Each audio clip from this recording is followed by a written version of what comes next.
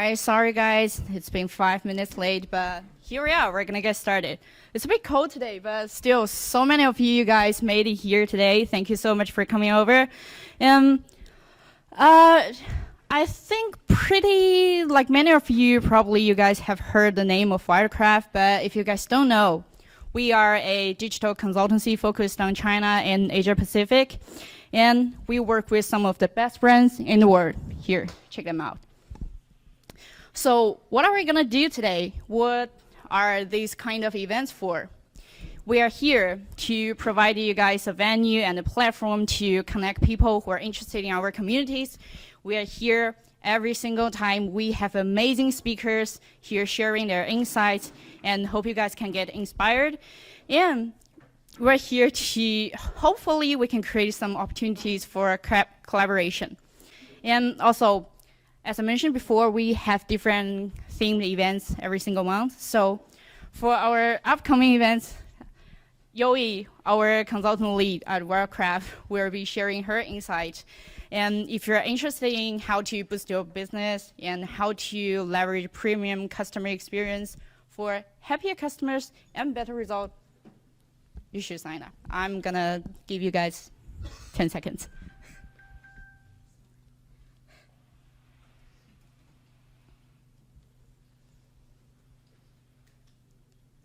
All right, so without further ado, I think we're gonna get started to our March UI UX meetup. And here we are. We're gonna have our first distinguished speaker, Arnaud. Welcome. Let's give him a round of applause.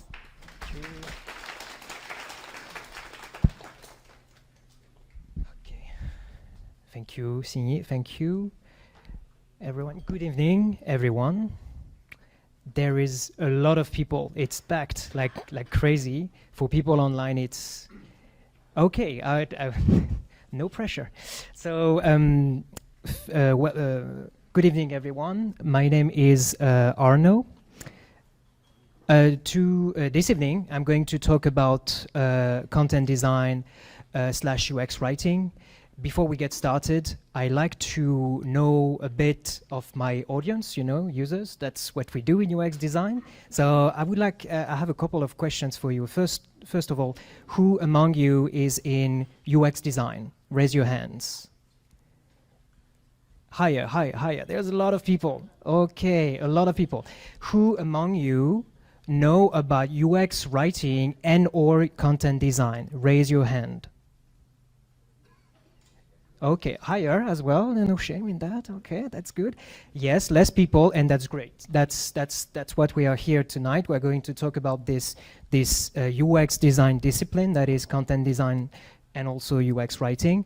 I try to do my best to give you a kind of introduction on what this is, and also present to you some results of research that I conducted with a friend and fellow content designers. Without further ado, who am I? Yeah, who is this guy on stage speaking to you? I'm Arnaud. I'm a content designer in Alibaba. I work mostly on the product AliExpress. Next question, who knows about AliExpress? Raise your hands. That's good. It's, for those who do not know, didn't raise your hand.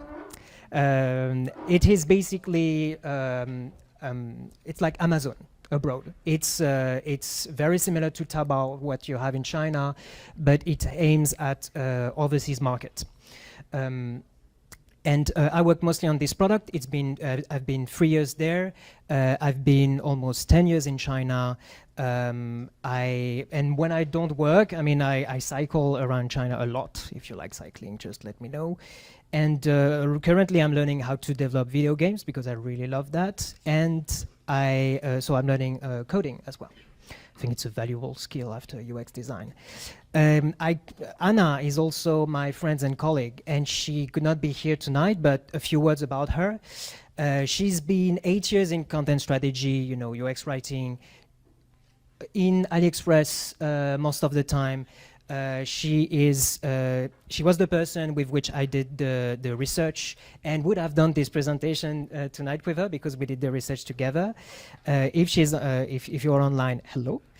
And what are we going to talk about today? So as I mentioned, we are going to talk a bit about what content design, what it is and why it matters for your product, for your digital product, how it came to be, how it is done in China, and what could be the future, what could be the future prospects for this discipline in China.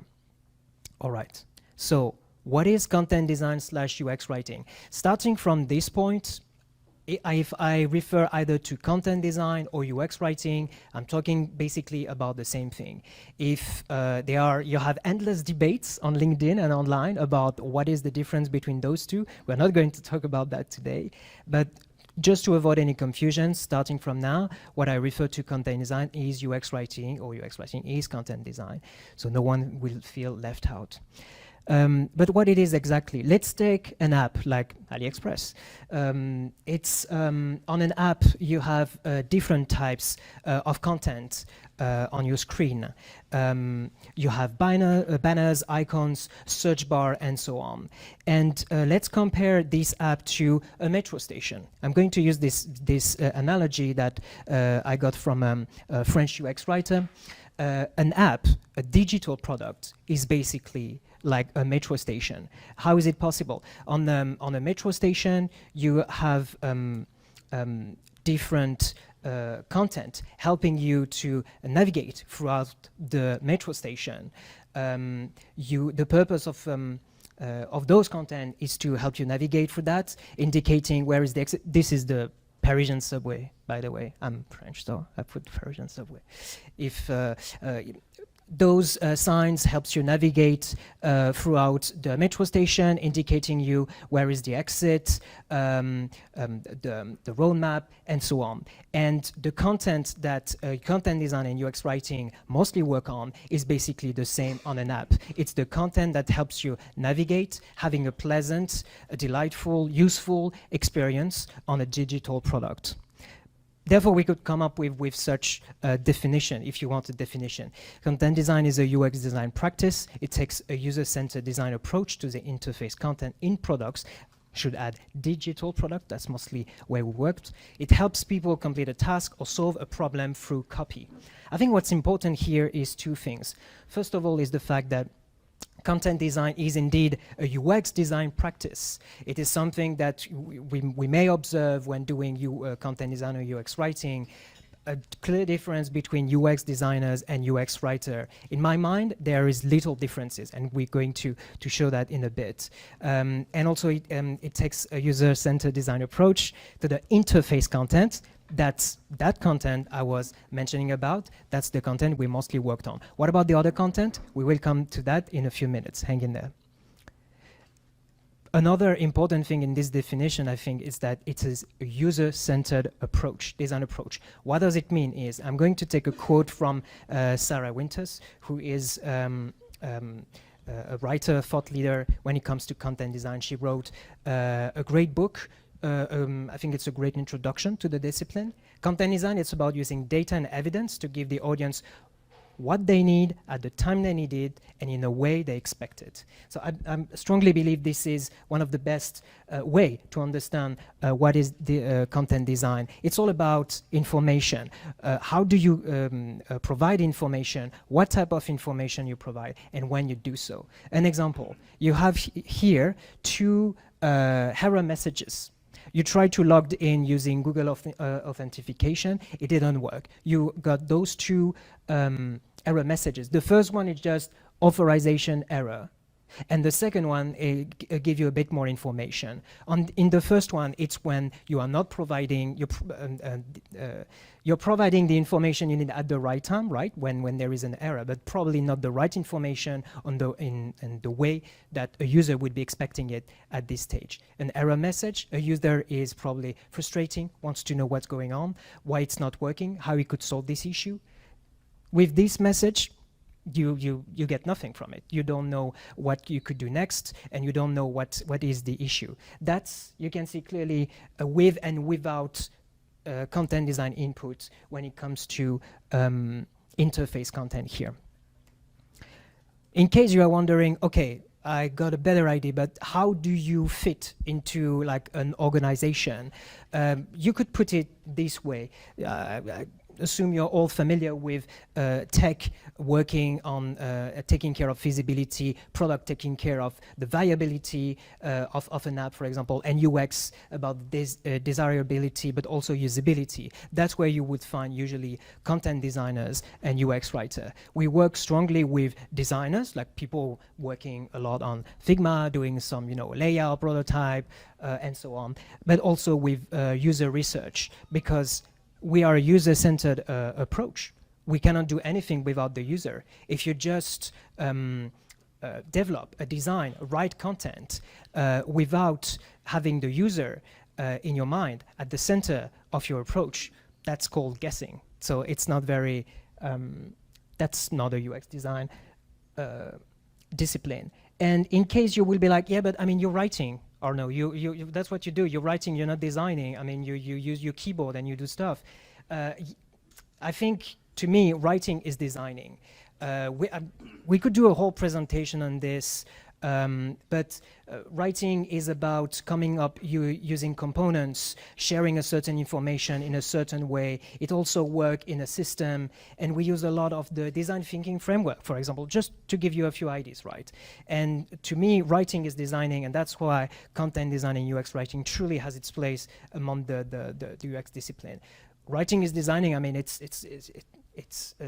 the title of a book as well that I highly recommend. I'm going to recommend a lot of books tonight, and you can take a good look. They answer that question on how UX writing fits into UX, the overall UX discipline, better than I could do in a few sentences. All right, so now you might be thinking, okay, how is it different from copywriting? Is that not what you just do? Well, no. I've come from a copywriting background. Before moving to Hangzhou and to Alibaba, I was mostly working in marketing and in social media marketing, and I have a strong background in copywriting. I also worked in newspaper before. But what's the difference between UX writing and copywriting? Let's take again our example of our subway station, okay? So you understand that all those kind of content that are able to help you navigate across the app, across the subway station, are similarly on an app. It's the same content that helps you navigate through the app to find, for example, where is the search bar, or to find some particular feature on the app, and so on. Well, in the same way, in the subway, you might have some boards, advertising, and this is what we call copywriting. To put it simply, UX writing is writing for experience, and the user experience in that case, while copywriting is writing to sell, to promote. That's how I will put the difference between the two. And when we do UX writing and content design, that's what we do. We write for the experience of the user. Okay, so you know the analogy of the iceberg, right? There is a lot underneath. So far this is what we've touched about. Okay, copywriting versus UX writing. Can you fill up my design here quickly on my Figma? Can you check the translation real quick? We'll come to that after as well, because that's a question we often got when we are a UX writer in China. But actually beneath it, you have a lot of things going on. I don't know, I'm not gonna talk about all of those. Don't freak out. Voice and tone, localization, inclusivity, style guide, user interview, usability testing, and so on and so on. Those are all the things that a content designer do. And if you look closely, you would see that a lot of those things, prototyping, wireframing, and so on, those are what a UX designer do on Figma or else, on a daily. Why? Because we truly belong to that UX design discipline. Okay. A brief history, very brief, about how content design came to be. Okay, where does it come from? I'm standing here talking to you about it tonight, but does it have a history? Since some of you, is probably the first time you heard about that. When did people start doing that? Well, actually quite early. You can find some early books. Yes, we do love books in content design. Some early books like early 2000s and so on, when you had some websites appearing, content design, UX writing is truly a digital product experience, But then, I mean, something happened around 2008 to 2007, 2008, you know, when the first iPhone came out. This is from Yuval Kechter, UX writer based in Israel. I think it's a great quote. It shows that basically with the appearance of a product like iPhone, smartphone, and so on, you make the user experience much more valuable for business. And therefore, discipline like UX design, user research, and therefore UX writing become much more important for business, and business get more interested into that. For example, when you look at Google results, you know, before, not that much of a result, and then the shift happened, you know. When the first iPhone come out, you get a user experience in the palm of your hand. This becomes crucial for your business. And then we just had a few books later, and then you have tons of books. If you want me to recommend some of them, if you want to dive deeper into that, just let me know after the talk. I would be happy to chat. Some of them are really good, actually. This one is good. And anyway, and if you're wondering also, okay, UX writing, why I have not heard about that? Well, in its origins, it's a very, it's coming from English-speaking countries, US, Canada, UK. Those countries were I guess that's where you found the most thought leaders and experts about that. This is a result from a survey conducted just a few months ago. The person who conducted the survey is based in North America, so the results might be a bit biased, you see. But even though, I think it's interesting to see that 80%, more than 80% of the people currently practicing or considering themselves practicing UX writing are actually based in Europe and North America. What about China? What about Asia? Okay, you have 5% of it. And if you want me to be fully honest with you, I think those people are mostly based in Malaysia, Singapore, Japan, and so on. So yeah, what about China? How content design is done in China? Is that even a thing? So to answer this, this is the question that Anna and myself, we ask ourselves, actually. Last year, we did some research because, you know, when you do UX writing, UX design, you do, you know, user research. We love that. So we conducted two types of research. The first one is a quantitative research with 40 plus respondents.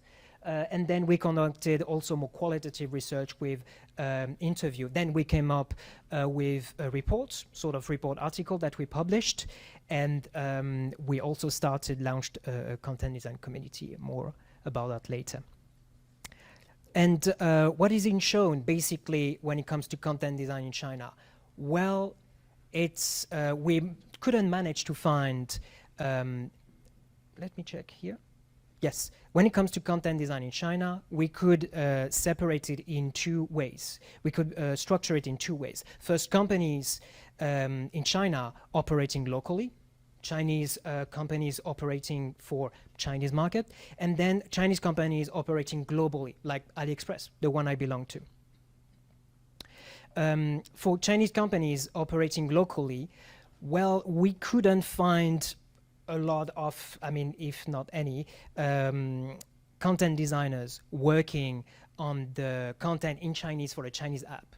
Like, I don't know, for Didi or Taobao or, I don't know, GD.com, I don't know. We couldn't find content designers specifically hired, you know, for this role. We did find some foreign companies operating in China, like Airbnb, for example, who was one of the person we interviewed. We did have a team of content designers. We also know that we also know people in TikTok, but TikTok is global company, so it doesn't really apply here and so on. We found also some content designers working on chatbots, because it's quite important. For example, on Chinese e-commerce, on Taobao, you might talk a lot with chatbots, right? So that needs to be quite efficient there. We also find some UX designers, so people not necessarily touching too much about writing content, interface content, but they are advocating for that, you know, to bring forward UX writing. So why could it happen? What's the reason behind that? According to us, it's due to one main reason, which is need for speed. China is a highly competitive business environment. Everything goes super fast here, right? I don't need to dive too much into detail for that. And it's something also very interesting when you look into China tech giant. It's the focus they have on what the competitor is doing. Oh, the competitor is doing this, so we need to start about this as well. And things can go super fast. On AliExpress, we could, for example, come up with content for a sales in overnight, when in other companies abroad, like for Amazon, it could take them a few weeks. We could come up with a new feature like in under 2 weeks, when, for example, Google, they would require 3 months. All of that, I mean, is a need to keep up and with the competition. And what also things that could lead to that is the idea of shipping first and we decide later. This is, I think, something that some of you doing UX design in China would probably relate to. When you're developing a feature, you want to ask the users what their preference is, how to best develop, you know, that feature, coming up with layouts, different options of layout, test that, preference testing, and so on. And then probably do come up with a prototype, testing again and again. It's not like that from what we've seen with UX done in China. You develop it, you test, you don't test it, you launch it, and then you look at the results online, and that's how you test it. If it doesn't work, you take it down. If it works, then you expand it, you know, you scale it up. So that's how it's done. The testing, yes, we're going to test it after it goes online. Okay, well, that's that's how it's done, you know. And why? So you ship first, you decide later. The reason to that is probably because, I mean, you have a large user base. You want to test it with 1% of population. That's already a few millions of people, so you can allow yourself, you know, to stay tested on a small scale, you know. And also, the development cost is actually quite low. You can work on this super fast, and you can run such experiments, you know, before expanding them later. What does it mean on a daily basis when you work with content design for stakeholders? So I mean, for people in an organization, like product people, tech people, other designers, content, how is content created? It's basically a team-wide effort. It's something that I honestly, we're still doing some research about that. We're still, we plan to do more. We plan to ask more people about content design in China, because there's still some question mark here. But writing is done overwhelmingly by everyone on the team. The product is going to write, the developer is going to write the content, the designer is going to write content. You don't have a single person dedicated to this. And this is quite interesting, because it's perhaps, and I'm speaking under your control, but it's because writing is such, yes? Okay, if writing is probably such a basic skill that we all learn at school, while developing and design, you need to go to a specific school for that, and so on. But it's, anyway, just open question here. And then what does it mean for business leaders as well? So based on what we asked around, there seems to have a clear emphasis on service over packaging. The product need to be performing well, and not necessarily good looking at first. That can come after, and sometimes never come because they move on to something else. And then there is also a strong focus on engineering, and by that we mean by developing Kaifa with the developers, you know, the coding and so on. So it's something quite clear that we saw on that. A possible reason for this is this. So you all know, like the Maslow hierarchy of needs, right? Well, you could apply the same thing in UX. And this pyramid here is taken from the user perspective. For a user, when, navigating on an app, using a product, they are mostly concerned about functionality, which is perfectly normal. They want the item to work, to be functional, and to do what they request of it. And then later on come usability, and only later come user experience. With this strong focus on functionality, it's not so difficult to imagine that business leaders here will tend to focus more on functionality. They are very pragmatic on this, and perhaps your user experience is something a bit abstract.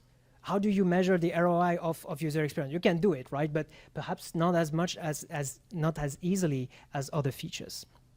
Okay, and then for companies, operating globally. We just saw Chinese companies operating locally, now Chinese companies operating globally. Well, things here are a bit different. You have more and more Chinese companies trying to expand abroad. AliExpress is one of them. You could have, for example, Pinduoduo. They recently, since last year, launched abroad with Temu. You also have Shein, right? You have, and those are just e-commerce platform, right? You also have EV, electric vehicle, and so on. And it seems to us, it appears clearly that there is a concern from those companies to sound local and to appear local to local users. So that means that sometimes they need to readjust a few things with the language and the culture of the target audience. So how does it happen? There are a few stages. How does this usually happen? You take your Chinese app and then you machine translate it into into another language, and boom, you launch it in the market, and you end up with things like that. Ouch. And then, but they realize quickly that there is something wrong, right? I mean, for example, no one is clicking on that button, then perhaps the CTA is not clear. So you hire language experts and foreigners or people with good skills in language on this. And you task them to improve the language, not necessarily user experience. We're not there yet. They want to improve the language. But then those language experts, they kind of transition themselves to content design. How? Because I mean, they advocate for not only doing translation, they advocate for localization. Localization is not translation. Localization is to make an experience in a platform, in a product, sound authentic for local users and relevant for local users. And it doesn't always involve writing and just purely translating. It might also make sure that the colors or the cultural references used in a product is good, you know. Okay, so they slowly transition to localization, and then based on that, with the user at their main concern, they transition to actually starting writing interface, asking questions about what's the user flow, what does the user say, and so on and so on. So that's how the operation, the transition operate. And this can be seen in the results of the survey that we have, where when we ask 40 plus people, 1/3 of them actually identify themselves as localization specialists. The other third, the second third of those results are usually people coming from marketing. As I was explaining to some of you before the start of the talk, it is also easily to transition between copywriting to UX writing. You have your focus is on the words, carrying certain information and so on. And we saw the shift is not that complicated. You need to, on paper at least, you just need to write more for the experience of the user rather than to promote and sell a product. Something that we observe as well when it comes to those Chinese companies operating globally, there is a misinterpretation of content 内容 with language 语言. It's not the same. If you're just concerned with 语言, you end up with things like this. You're right. So 内容 is truly about 信息. It's about information. That's what matters, honestly. And those companies operate the changes. They slowly become more aware of this.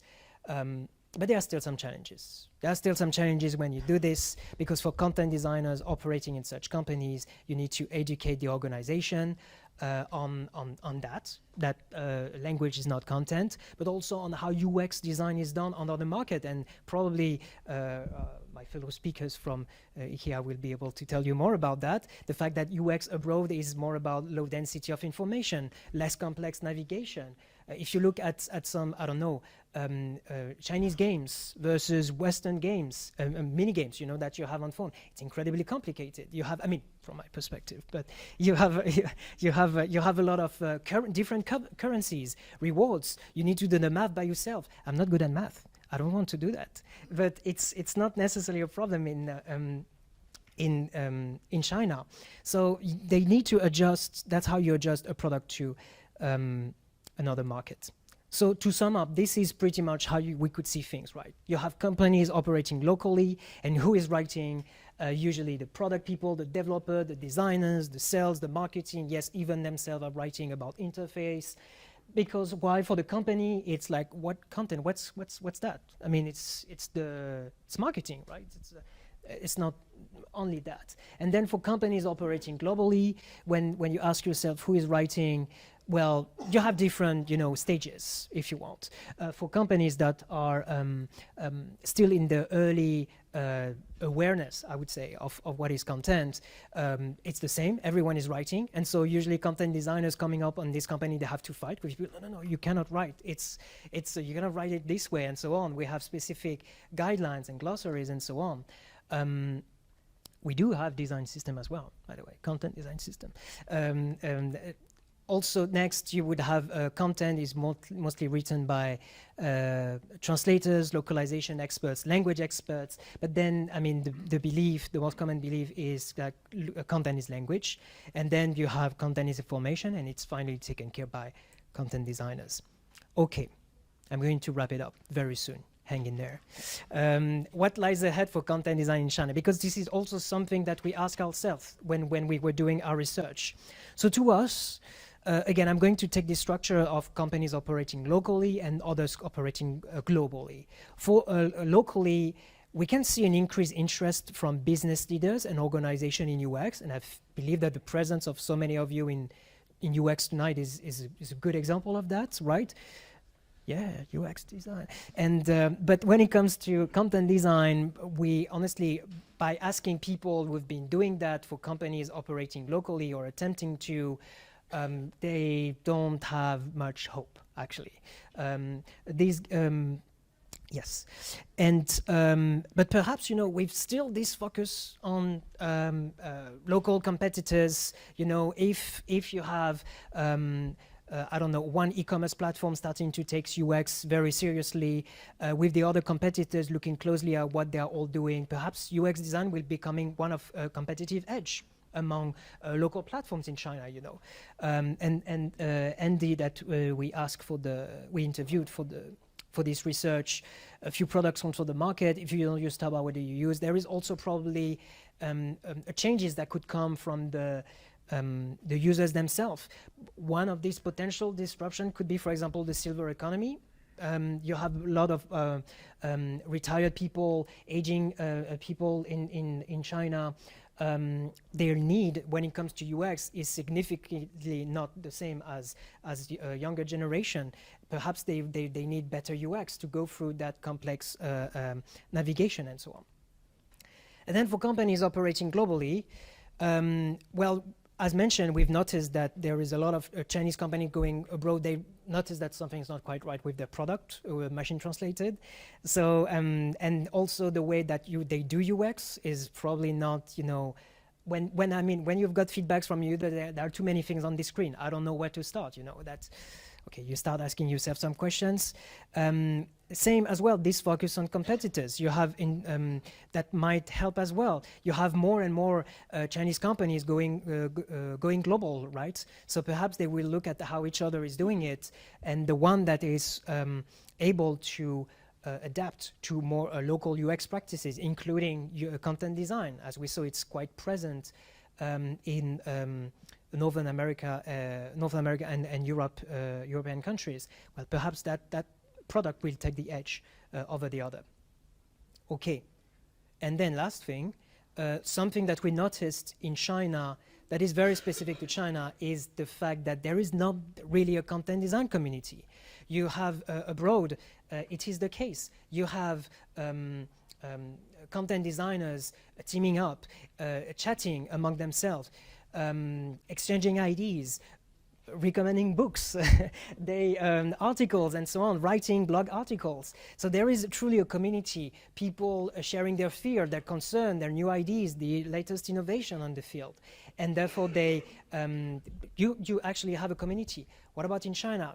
Well, not that much. We found content designer here and there, not that much connected. And that's what content design community can do. And so with Anna, we started that earlier this year, I think in January.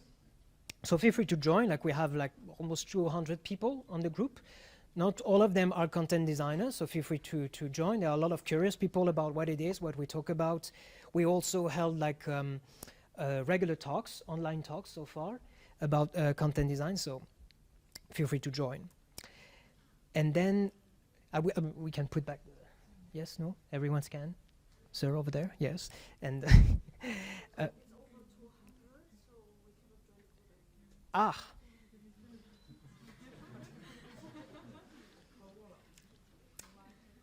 okay. Yes, add me on WeChat. I plan for that as well. This is plan B. Add me on WeChat, and I will add you to the group manually. Okay? Yes, thank you very much. I work hard on that. And and find me also on LinkedIn. I'm very active on LinkedIn. It is a great way to connect with people. And if you know some people doing content design that is not here tonight, feel free to recommend our group or me so they could join. And that's it. That's it for me. Thank you.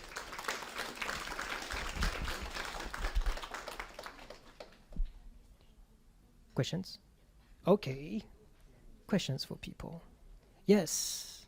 I'm really appreciative for sharing, and especially more details on how we combine this situation for the content design in a big scale company. But my question is a little bit beyond this part, because I'm thinking about more diverse ways to combine the user experience. We are not only using our eyes and eyesight and touching on the screen to get experience from our app, right? Because now we got more product like Vision Pro.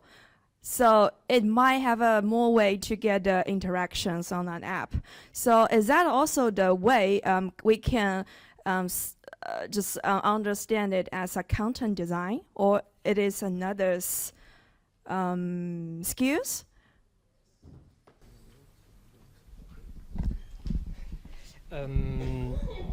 Thank you for this question. It's a tough one.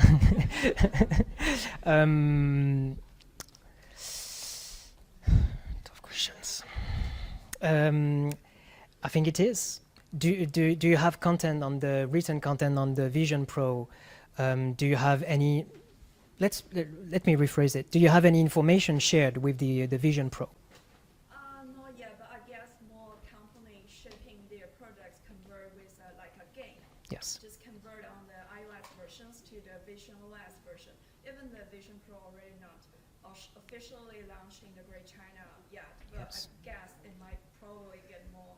We can't just developing an app, a game on the Vision OS, right? Yes. So yeah, but just my personal question. Okay. Let me take another example. You have the glasses that you have, not this one, the glasses from Google, for example. It involves, I know already that it involves UX writer in the development of this product. The same way that it involves UX and UI designers. Because the shape and the size of the screen is different. But the help of UI designers is also needed there. So I'm sure that UX writers will be needed there.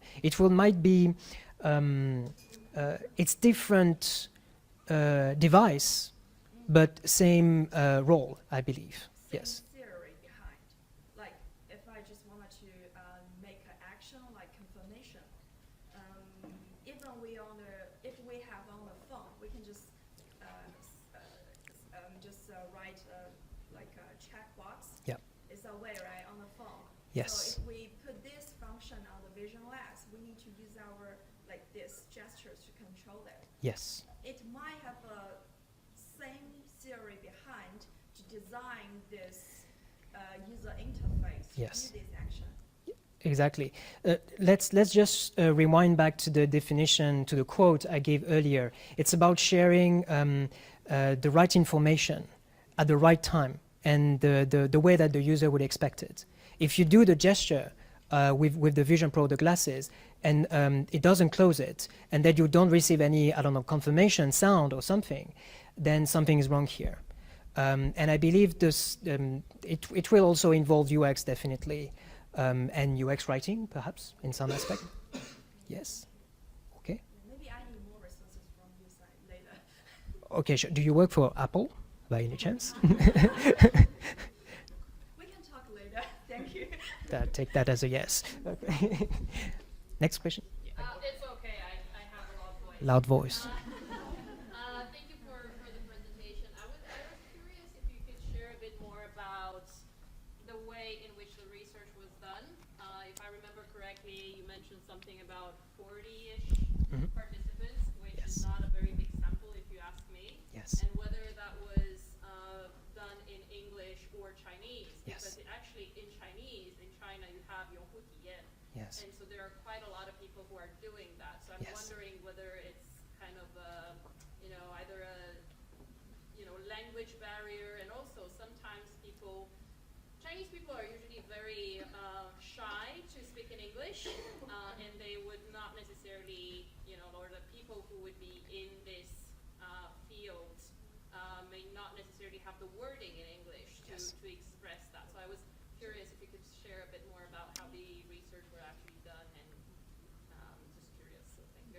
Sure. So I think so too that 40 is not that big of a sample. I'm going to be frank with you. We have been a bit surprised by the success of the article. Firstly, we were just poking around trying to understand, and we realized that people was very interested in what we were doing. And so far it just started as an article, like a blog article. And its results are very interesting. I would like to dive more into that. And that's what we plan to do with Anna on this, honestly. Definitely with bigger samples, definitely with more people. When it comes to the survey, I believe it was in English, but then for the interviews, most of the people we interviewed were actually Chinese designers. Yes. One of them is a former Airbnb design lead in Airbnb China. Chinese, she's Chinese, and others that prefer to remain, how do we say, anonymous, but they work for some Chinese products operating locally. Yes. Yes. Okay. Other question? One last question. Okay.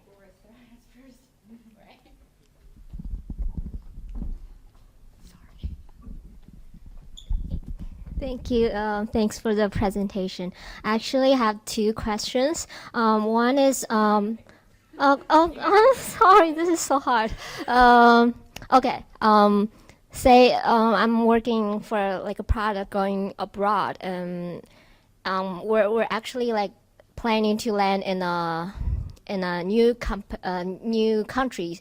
The language can be like Russian or Arabic or French. So it is new, very new, and there's no like such expertise as people that know as much as in English. So what is the more like economic way to treat some locations that is really not familiar to this market, and what are the best practices in AliExpress?